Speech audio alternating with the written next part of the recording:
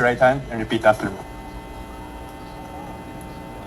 I, Faustino Bojie III of the, of the 6th District of Isabela, having been elected as, Speaker of the House of Representatives, hereby solemnly swear hereby solemnly swear that I will well and faithfully discharge to the best of my ability I will well and faithfully discharge to the best of my ability the duties of my present position and of all others I may hereafter hold under the Republic of the Philippines, the duties of my present position, all of our others will hereafter hold under the Republic of the Philippines. that I will support and defend the Constitution of the Philippines, I will defend the Constitution of the Philippines, that I will bear true faith and allegiance to the same, that I will bear true faith and allegiance to the same, and that I will obey the laws, legal orders, and decrees promulgated by the duly constituted authorities of the Republic of the Philippines, and that I will obey the laws, legal orders, and decrees promulgated by the duly constituted authorities of the Republic of the Philippines, and that I impose this obligation upon myself voluntarily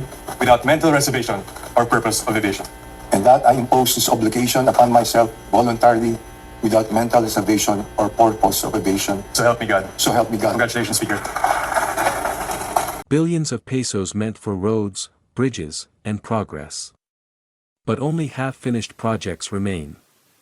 Political dynasties promising development, yet facing allegations of corruption, misuse of funds, and even plunder. In this video, we dig deep into one of the most controversial figures in Philippine politics today, Faustino Bojie Dy III, the newly elected Speaker of the House of Representatives, and the man at the center of allegations over the Ilagan-Divalacan Road project, questionable bridge collapses, and the politics of Dynasty in Isabela. Will go through his rise to power. The controversies surrounding him, the latest updates as of 2025, and what all of this means for Philippine politics moving forward. Who is Faustino Bojie Dy III? Faustino Dy III, better known as Bojie D, comes from one of the most influential political families in the province of Isabela. The D clan has held power for decades, with family members occupying positions from congressman to governor, vice-governor, mayor, and even barangay posts. Bojie himself has built a long career in public office. He first served as mayor of Cagayan City, then became a congressman, later governor of Isabela, then vice-governor. And in September 2025, he rose to one of the highest positions in the land, Speaker of the House of Representatives, replacing Martin Romualdez. He has never lost an election, proof of the strong political machinery of the D dynasty. But with power also comes scrutiny.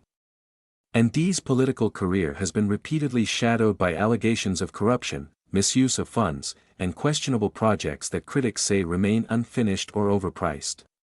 One of the biggest controversies involving Bojie D is the Ilagan-Divalacan Road project. This project was supposed to transform an old logging trail cutting through the Sierra Madre into a modern road linking Ilagan City to the coastal town of Divalacan. The cost, around 1.6 billion pesos, financed through a Development Bank of the Philippines loan, with Isabela's internal revenue allotment used as collateral. But almost a decade later, only about 64 out of 81 kilometers have been completed. That means the road is still incomplete, and the parts that do exist are often made with gravel and sand instead of concrete or asphalt. Critics argue this is evidence of massive overpricing and possible mismanagement of funds. They claim that some project documents even falsely reported full completion, despite the reality on the ground. The controversy grew when D's own brother, Napoleon D, accused him of corruption in this project, saying billions were spent for a road that still isn't fully usable. Supporters of D, however, argue that the terrain is extremely difficult, with the Sierra Madre's mountains, rivers, and forests making construction slow and costly. They say that the accusations are politically motivated, coming from rivals and even family disputes, but the fact remains, billions of pesos have been spent, yet the road is incomplete. This issue has fueled allegations of graft, plunder, and falsification. Another controversy is the Cabagan-Santa Maria Bridge. This bridge was supposed to improve connectivity and spur local development. But just 26 days after opening, a 60-meter portion collapsed. Former Angadanan Mayor Manuel Nali Siquian filed a petition calling for investigation into anomalies surrounding the bridge and other infrastructure projects in Isabela. Critics claim the collapse highlights poor oversight, substandard materials, and misuse of funds. Again, D's name surfaces in connection with these complaints. Supporters, on the other hand, point out that there could have been engineering flaws, natural factors, or contractor negligence, and that not everything can be directly tied to D. Still, the timing of the collapse, less than a month after inauguration, has become a symbol of alleged shortcuts and corruption in Isabela's infrastructure projects. Another lesser-known controversy involves Honeymoon Island, a small island off Divalacan. Allegations suggest that members of the D family, through a company called Stagno Properties Corporation, acquired the island under questionable circumstances in the early 1990s. Critics raise concerns about land deals, environmental impact, and whether political influence played a role.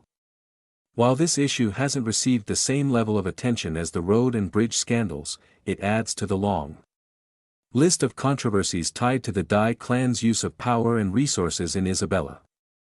So what has happened to all these allegations legally? Over the years, several complaints have been filed before the Office of the Ombudsman. These include cases of graft, malversation, falsification of documents, and even plunder. For example, the group Volunteers Against Crime and Corruption filed a complaint in 2015 over alleged misuse of 25 million pesos intended for relief goods tied to pork barrel funds. Former Mayor Manuel Siquian has also repeatedly filed petitions about the Ilagan, Divalacan Road and the bridge collapse, demanding investigations. But here's the key point: so far, no conviction or final ruling has been made. Public. The Ombudsman has been criticized for delays or lack of response. Some see this as a sign of political shielding. Others argue it shows that the evidence is weak or that cases are politically motivated. This is why the controversies continue to linger, unresolved, feeding both criticism and defense narratives around Faustino Dy III. In September 2025, despite all these allegations, Faustino Dy III was elected as Speaker of the House of Representatives, one of the most powerful positions in Philippine government, replacing Martin Romualdez. Dy secured majority votes and now presides over Congress. In his acceptance speech, Dy promised he would not defend the guilty and not shield the corrupt. He admitted that the House has had shortcomings and vowed to rectify mistakes. Critics see irony in this, given his own controversies. Supporters, however, frame it as a chance for him to prove his integrity on the national stage. The Dy clan is one of many entrenched political dynasties in the Philippines. Their hold on Isabela is a textbook example of how families consolidate power at local and national levels. With Bojie Dy now as House Speaker, the clan's influence is stronger than ever, but his rise also raises questions. Will ongoing controversies finally be investigated with transparency, or will his new position give him more protection from scrutiny? What does it say about Philippine democracy when someone accused of graft and plunder leads the legislative branch? These questions matter because they tie into larger issues: the dominance of dynasties, the weakness of accountability institutions, and the culture of impunity in politics. To sum up, Faustino Dy III's career is a story of power, dynasty, and controversy. The Ilagan, Divalacan Road, the collapsed bridge, and questions about relief funds and land deals all paint a picture of a politician surrounded by serious allegations. Yet at the same time, he continues to climb higher in the political ladder, now serving as Speaker of the House. The question remains: will these controversies ever be resolved? Will accountability finally come, or will these cases fade into the background as the Dy clan cements its influence further? What happens next is not just about one man, but about the kind of politics that shape the Philippines today. Thank you for watching. If you found this breakdown useful, don't forget to like, share, and subscribe for more deep dives into Philippine politics and world events.